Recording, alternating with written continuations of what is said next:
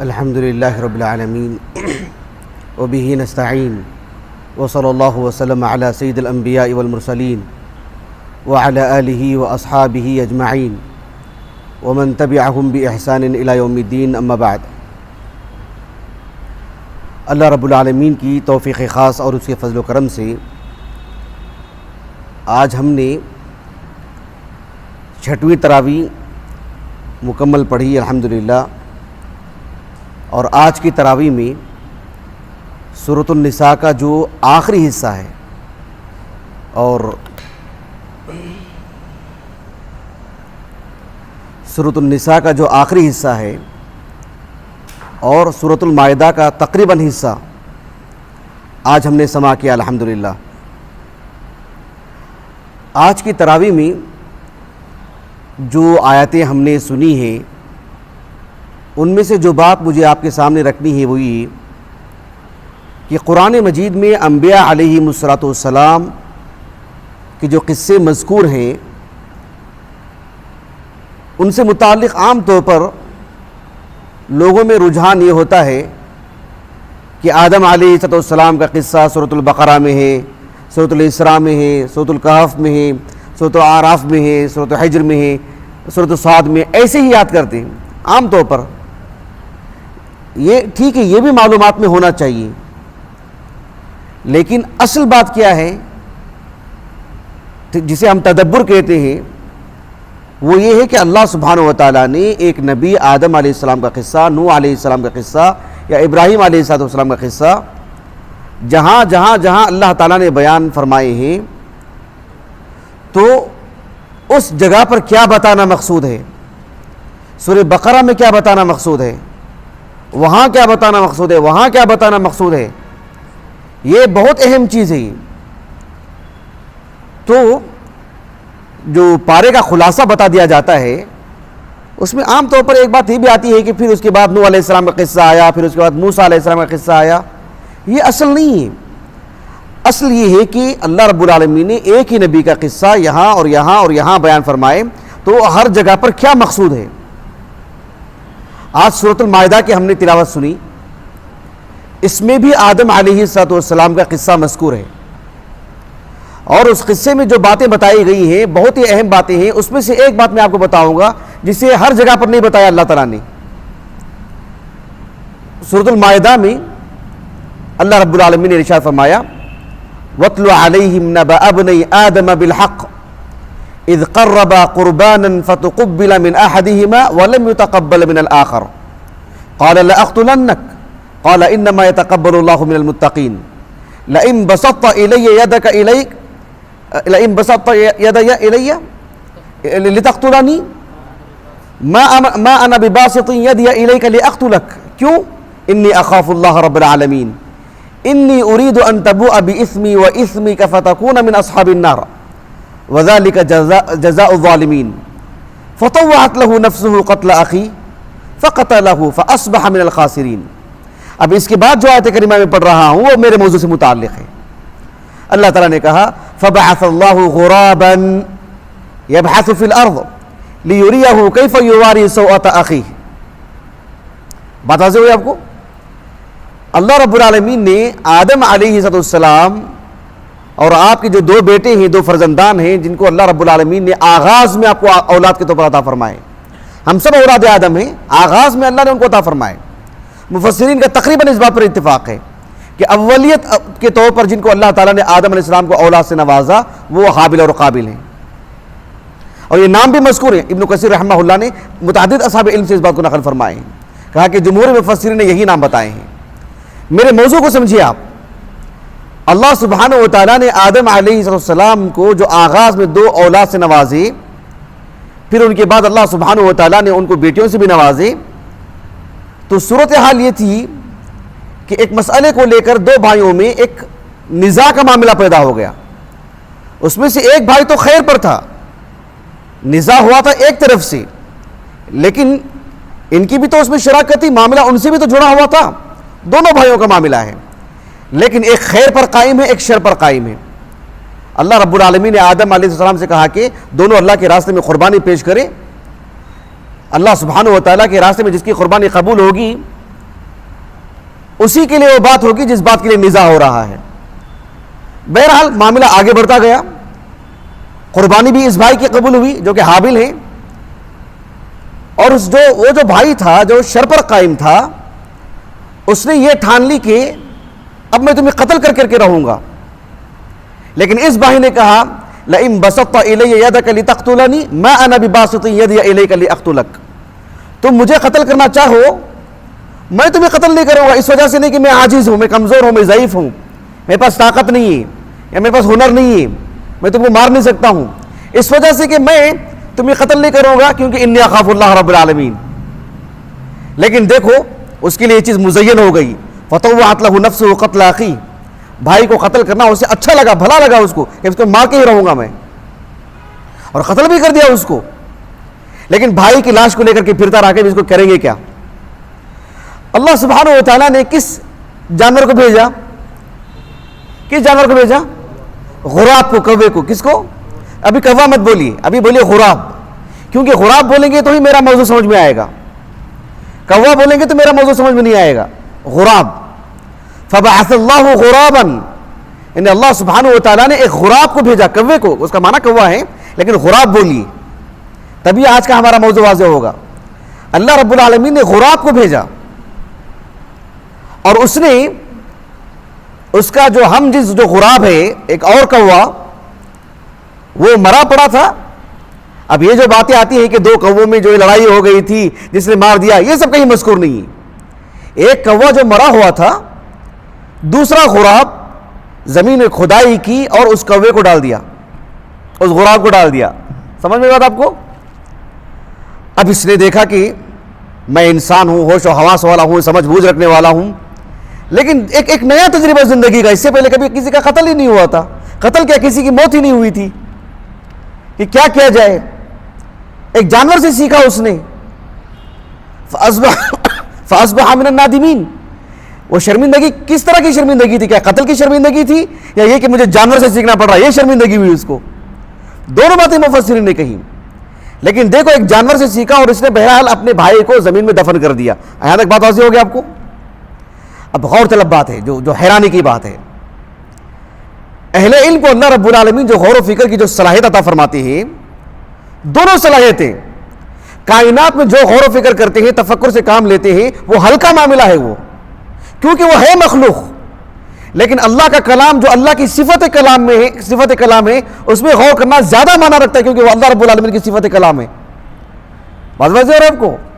کائنات میں غور کرنا یہ قدر آسان ہے کیونکہ مخلوق ہے وہ، لیکن اللہ رب العالمین کی طرف سے جب قوی فقہ ملتی ہے تو پھر وہ اللہ کے کلام میں جو کہ اللہ کی صفت کلام ہے وہ اس میں غور و فکر کرتا ہے تو پھر مقام بڑھ جاتا ہے اس کا۔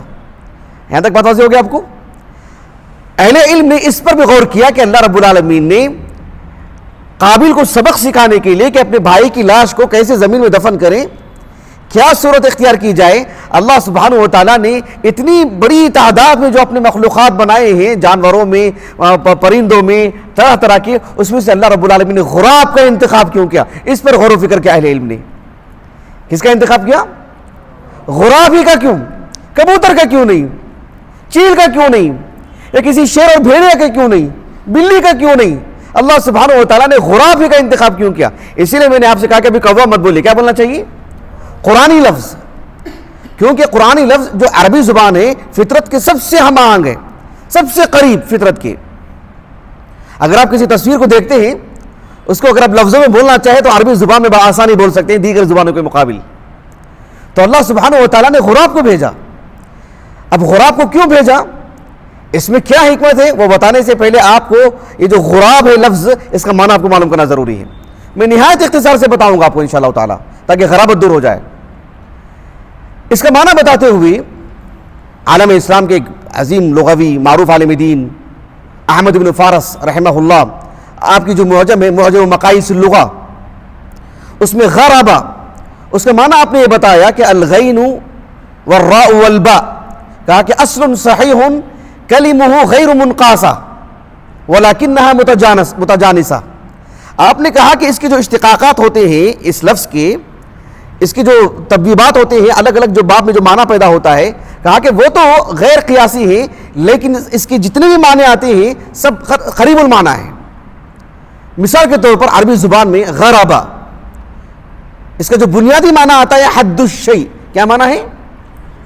حد الشیء، یعنی ہم یہاں بیٹھے ہیں، جامعہ کے اس کنارے پر ہم بیٹھے ہیں، اقصی المکان، اس کا جو بالکل دوسرا کنارہ ہے اس کو کہتے ہیں حد الشیء، غرب. سمجھ رہے ہیں آپ؟ بات واضح ہوگی. اس کا بنیادی معنی عربی زبان میں کہتے ہیں استغرب الرجل، کہتے ہیں اذا بالغ فی الضحک، ایک آدمی ہنستا ہے، مسکراتا ہے، ہنستا ہے، اتنا ہنستے کہ وہ جنون کے حد تک کہ انسان کا وقار مجروح ہو جائے، تو پھر اس کو کہتے ہیں مطلب استغرب الرجل. یعنی یعنی انسان کے تصورات سے باہر ہے کہ ایسا بھی کوئی ہنستا ہے. نقطہ واضح ہو آپ کو؟ جب عربی زبان میں کہتے ہیں، جیسے صحیح بخاری کی حدیث ہے، حدیث انس، سہم الغرب، یعنی اللہ کے رسول صلی اللہ علیہ وسلم کے ایک صحابی کیا نام حارثہ رضی اللہ عنہ، ان کو جو ہے ایک تیر آ کر کے لگا تھا بدر میں، وہ گئے تھے جاسوسی کے لیے، ایک تیر آ کے ان کو لگا تھا. کہا کہ سہم الغرب، کیا مطلب ہے اس کا؟ مطلب یہ ہے کہ لم یدرا من رما، نہیں معلوم کہ کس نے تیر ماری. اب جو ہے ان کی والدہ کو بڑی تکلیف ہوئی کہ جو ہے مطلب میرا بیٹا کس میں سے ہوگا، شہداء میں سے ہوگا کہ نہیں ہوگا، کیونکہ تیر کہاں سے لگی نہیں معلوم، پتہ نہیں کسی مسلمان سے لگی کہ کسی کافر سے لگی، تو کس سے لگی نہیں معلوم ہے، پھر وہ کہاں سے ہوگا؟ سہم الغرب. سمجھ رہے ہیں آپ؟ اس کے اندر ایک بہت کا معنی آ رہا ہے، ایک دوری کا معنی آ رہا ہے، آنا نہیں آ رہا ہے، دوری کا معنی آ رہا نہیں آ رہا ہے. عربی زبان میں کہتے ہیں الغربہ، کیا مطلب؟ البعد عن الوطن. غریب کس کو کہتے ہیں؟ جو بالکل اپنے وطن سے، اپنے یاروں سے دور ہو جائے، غریب. الغربا، یہ سب اسی سے مشتق ہے. جب کہتے ہیں غروب الشمس، کیا مطلب ہے؟ یعنی مطلب یہ ہوا کہ جو ہے مطلب یعنی بعدها عن وجه الارض، زمین کا بالکل ایک اور دوسری طرف کا حصہ، اقصی المکان، اس طرف کی جو حد ہوتی ہے وہ. تو خلاصہ کلام یہ ہے کہ اس لفظ کے اندر ایک عجیب طرح کا ایک بعد کا معنی آتا ہے، دوری کا معنی آتا ہے، ہم آہنگی کا معنی نہیں آتا ہے. انسان معاشرے میں دیکھتا ہے بہت ساری چیزیں، روزانہ دیکھتا ہے تو نکل جاتا ہے، اچانک ایک ایسی چیز دیکھتا ہے کہ کبھی ہوا ہی نہیں ایسے، تعجب کرتا ہی نہیں کرتا ہے. مطلب یہ کہ ایک دور کی چیز ہے کہ ہمارے تصورات سے بھی دور ہے. تو اس اعتبار سے عربی زبان میں اس پرندے کو جو ہم جو کوا کہتے ہیں اس کو غراب اس لیے کہا گیا کہ وہ انسان سے، جو عام طور پر جو پرندے انسان سے مانوس ہے، انسان جن پرندوں سے مانوس ہے، جو پرندے انسان سے مانوس ہے، یہ ان میں سے نہیں ہے، طبعی اعتبار سے انسانوں سے دور ہے. یہ بات میری واضح ہو رہی؟ یہ انسانوں سے کافی دور ہے، بلکہ انسان اس کی آواز سے بھی غیر مانوس ہے. یعنی اتنا اس کی آواز سے بھی انسان نفرت کرتا ہے کہ حالانکہ جو بات ہے وہ غلط ہے، لیکن اس حد تک بھی انسان اس کی آواز سے نفرت کرتا ہے کہ بدفعلی بھی لیتا ہے کہ بھئی اس کی آواز سنیا میں نے کیا ہوگا نہیں معلوم. یعنی اتنا تنفر اس کی آواز سے، اتنی دوری اختیار کرتا ہے. کبھی آپ نے دیکھا کہ انسان کوے کو لے کر کے مطلب اس پر جو مطلب ہاتھ پھیرتا ہو، اس کو اپنے قریب کرتا ہوں، اس کو لے کر پالتا ہوں، یا اس سے متعلق کوئی اچھے اشعار کہتا ہوں، یا اس سے متعلق کوئی اچھی باتیں کہتا ہوں، یا اچھی مثال اس کے لیے دیتا ہوں. یہ انسانوں کی جو فطرت ہے، جو انسان جن سے مانوس ہوتا ہے، جن پرندوں سے، یہ اس سے کافی دور ہے، اور بلکہ اس کو ایک فاسق پرندہ قرار دیا گیا ہے. فسق ہے کس کے اندر، خروج کا معنی ہے اس کے اندر، وہ ایک طرح سے نقصان پہنچانے والا ہے. اس وجہ سے وہ کیا کہلایا؟ وہ غراب. بات واضح ہو گیا آپ کو؟ ابن منظور رحمہ اللہ کی لسان العرب بھی پڑھ کر کے دیکھیے، آپ نے عربوں کے ہاں غراب کا استعمال کیسے کیسے ہوتا ہے، بہت ساری باتیں آپ نے کہی ہیں. یہ ساری باتیں سمجھ میں آ گئی ہیں تو میں آگے کی بات آپ کو بتاؤں گا. عالم اسلام کی عظیم عالم دین حافظ محمد ابن ابی بکر ابن القیم رحمہ اللہ، حافظ ابن القیم رحمہ اللہ کی ایک کتاب ہے مفتاح دار السعادہ. کیا نام ہے؟ مفتاح دار السعادہ ومنشور ولایت العلم والارادہ. یہی نام آپ نے لکھا ہے غلاف پر، حافظ ابن القیم رحمہ اللہ. وہ 2 جلدوں میں ہمارے پاس موجود ہے الحمدللہ. حافظ ابن القیم رحمہ اللہ نے کتاب کے آغاز میں اللہ سبحانہ و تعالیٰ کی قدرت، اللہ رب العالمین کی جو طاقت ہے، اللہ سبحانہ و تعالیٰ کی اتنی عظیم مخلوق ہے، اور اللہ رب العالمین کی مخلوقات پر کیسی پکڑ ہے، کیسے روزی روٹی دیتے ہیں، کیسے ہر ایک کو اس کی نعمتیں عطا فرماتے ہیں، ساتھ میں اللہ رب العالمین کی مخلوقات پر کیسے غور و فکر کرنا چاہیے. واقعتاً جس کے پاس کتاب و سنت کا علم ہوتا ہے، ان کی زبانی سننا اور پڑھنا جو ہے بہت اہم ہوتا ہے کہ جانوروں پر کیسے غور کیا جائے، کائنات پر کیسے غور کیا جائے. دنیا بہت بتاتی ہے، لیکن جن کے پاس کتابی علم ہو، سنت کا علم ہو، قرآن مجید کا، ان سے آپ پڑھ کر کے دیکھیں، ان سے سن کر کے دیکھیں، آپ کو عجائب ملیں گے. آپ کو حافظ ابن القیم رحمہ اللہ نے جانوروں پر کیسے غور و فکر کرنا چاہیے کئی باتیں آپ نے کی. ان باتوں میں سے ایک بات آپ نے یہ بھی بیان کی کہ جانور جو ایک دوسرے کو چیر پھاڑ کر کے کھاتے ہیں، جنگلوں میں ہی صحیح، اگر ان کو ایسے ہی چھوڑ دیا جائے تو اس میں جو تعفن پیدا ہوتا ہے, جو بدبو پیدا ہوتی ہے, جانور بھی مر جائیں گے. اور ایسا ہوتا بھی ہے. کسی جنگل میں ایسا ہو جائے کہ جانور کو مار کے کھا رہا ہے اور آدھا سیدھا چھوڑ دیا وہاں پر, دھیرے دھیرے یہ چیز بڑھتی جائے تو پھر ایک وبا کی شکل اختیار کر جاتی ہے. پھر ہزاروں کی تعداد میں جانور مر جاتے ہیں, انسان مر جاتے ہیں. اللہ سبحانہ و تعالیٰ نے ایسے نظام رکھے ہیں کہ جو ہے وہ جنگلات میں تیز ہوا کی وجہ سے یا سورج کی تپش کی وجہ سے یا خود جانور ہی اپنی جو ہم جن جانوروں کو زمین میں دفنا دیتے ہیں, جس کی وجہ سے جو ہے مطلب بحالی رہتی ہے. اس پر بڑی سیر حاصل گفتگو کی حافظ ابن القیم نے رحمہ اللہ. اس کو بتاتے ہوئے آپ نے بہت ساری باتیں بیان کی. آپ نے ایک بات وہ بھی بیان کی جسے آج مجھے آپ کے درس میں رکھنا ہے. حافظ ابن القیم رحمہ اللہ نے کہا کہ جو تسمیات جو ہوتے ہیں, کسی کا جو نام ہوتا ہے نا, ناموں کا بڑا اثر ہوتا ہے انسان کی زندگی پر, جانوروں پر بھی. تو کہا کہ اللہ سبحانہ و تعالیٰ نے جو قابل ہے اس کا جو عمل ہے, اس عمل کا جو تقاضا تھا, اس عمل کی جو کیفیت تھی, اس عمل کی کیفیت کو بتانے کے لیے اللہ تعالیٰ نے غراب کا انتخاب کیا. کس کا انتخاب کیا؟ غراب کا انتخاب کیا. حافظ ابن القیم رحمہ اللہ کہتے ہیں کہ تأمل الحکمت فی ارسال اللہ تعالی لابن آدم الغراب. حافظ ابن القیم رحمہ اللہ کہتے ہیں اللہ رب العالمین نے قابل کو سبق سکھانے کے لیے کہ کیسے تدفین کی جائے گی, اللہ نے غراب ہی کا انتخاب کیوں کیا, اس کی حکمت پر غور کیجئے. غراب ہی کا انتخاب کیوں کیا؟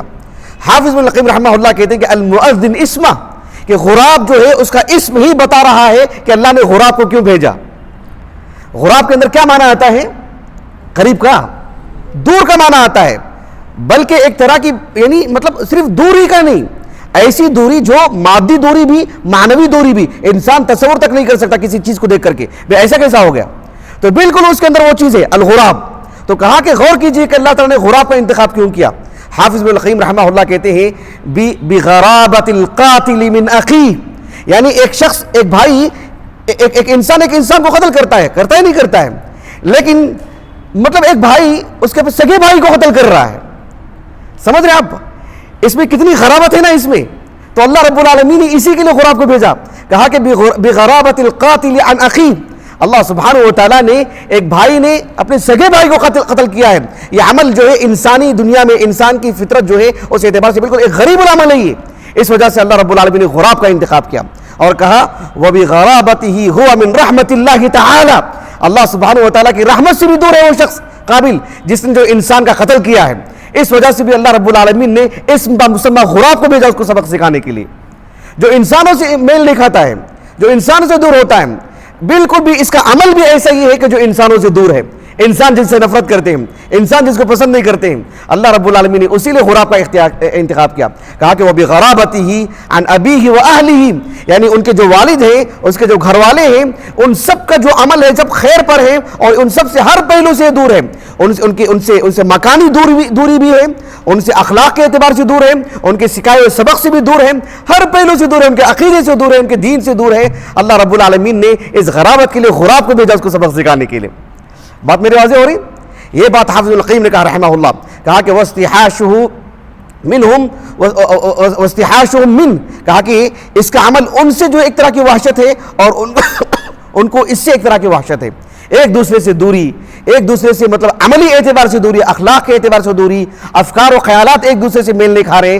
اس اعتبار سے چونکہ ایک غریب معاملہ ہے, غرابت کا معاملہ ہے, اس وجہ سے اللہ رب العالمین نے اس کے بالکل ہم اسم جو ہے غراب کو اللہ رب العالمین نے اس کو سبق سکھانے کے لیے بھیجا. اور صرف غراب اس کا نام نہیں ہے, غراب اس کا عمل ہے, اس کا کردار ہے, اس کی زندگی ہے کوے کی, اس وجہ سے اس کو غراب کہا گیا.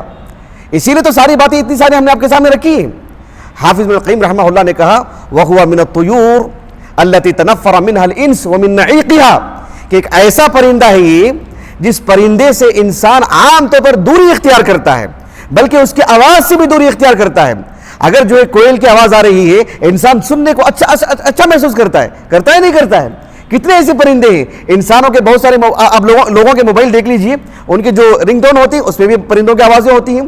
لوگ پرندوں کی آوازیں سننے کو پسند کرتے ہیں, لیکن کوے کی آواز جیسی آتی ہے گھر سے باہر نکلتے ہیں اس کو مطلب جھڑکی دیتے ہیں, اس کو دور کر دیتے ہیں, اس کی آواز بھی پسند نہیں کرتے ہیں. کیوں؟ اس لیے کہ ہے غراب. غراب اس کا اسم بتا رہا ہے, اس کا نام بتا رہا ہے. تو اللہ سبحانہ و تعالیٰ نے قابل کا جو عمل تھا، قابل کا جو کام تھا، وہ اتنا مطلب دور کا کام تھا، اتنا غریب کام، اتنا اجنبی کام انسانیت کے لیے، تو اللہ سبحانہ و تعالیٰ نے اس کو سبق سکھانے کے لیے اس کے بالکل عمل کے موافق ایک پرندے کو بھیجا جس کا نام ہے غراب، جس کے اندر وہ ساری کیفیتیں ہیں۔ قرآن کا انتخاب دیکھو آپ، اللہ اکبر، بے معنی نہیں، کتنی گہرائی ہے، اللہ اکبر۔ مجھے یہ کسی بھی تفسیر میں بات میرے علم میں تو نہیں ہے، یہ حافظ بن قیم رحمہ اللہ کی کتاب مفتاح دار السعادہ میں کبھی پڑھا تھا تو مجھے یاد تھا۔ آج جب مجھے لگا کہ جو ہے آج تراویح میں کیا کیا آیتیں پڑھی جا رہی، میں سوچا کہ جو ہے چونکہ عام طور پر جامعہ کے طلبہ بھی ہیں، عربی زبان سے بھی واقف ہیں، تو پھر کچھ جو ہے مطلب غریب معاملہ نہیں رہ جائے گا یہاں اگر میں بتاؤں تو، اس وجہ سے میں جو ہے میں یہ باتیں آپ کے سامنے رکھی ہیں۔ اور اس کے بعد حافظ بن قیم رحمہ اللہ نے کہا کہ اللہ سبحانہ و تعالیٰ نے یعنی اس عمل کی غرابت کو بتانے کے لیے کتنے پہلو اللہ نے اختیار فرمائے، حتیٰ کہ ایک ایسے پرندے کو بھی بھیجا اس کی تدفین کے لیے جس میں محض ایسا نہیں کہ کوا آیا اور آ کر کے تدفین کر کے چلا گیا، اللہ رب العالمین نے غراب کو بھیجا اور اس کی ساری زندگی بتاتی ہے کہ جو مطلب قابل کی زندگی بالکل اس کے موافق ہے۔ اللہ اکبر، سبحان اللہ، کتنی بڑی بات ہے۔ اللہ تعالیٰ سے دعا ہے کہ اللہ سبحانہ و تعالیٰ ہمیں اللہ تعالیٰ کے کلام کو ہر پہلو سے سمجھ کر کے پڑھنے کی توفیق عطا فرمائے۔ اللہ رب العالمین ہمیں نیکوکاروں میں سے بنائے، اور اللہ سبحانہ و تعالیٰ ہمیں نافرمانی اور اللہ رب العالمین کی عبادتوں میں غفلت سے ہماری حفاظت فرمائے۔ سبحانک اللہم و بحمدک، اشہد ان لا الہ الا انت، استغفرک و اتوب الیک۔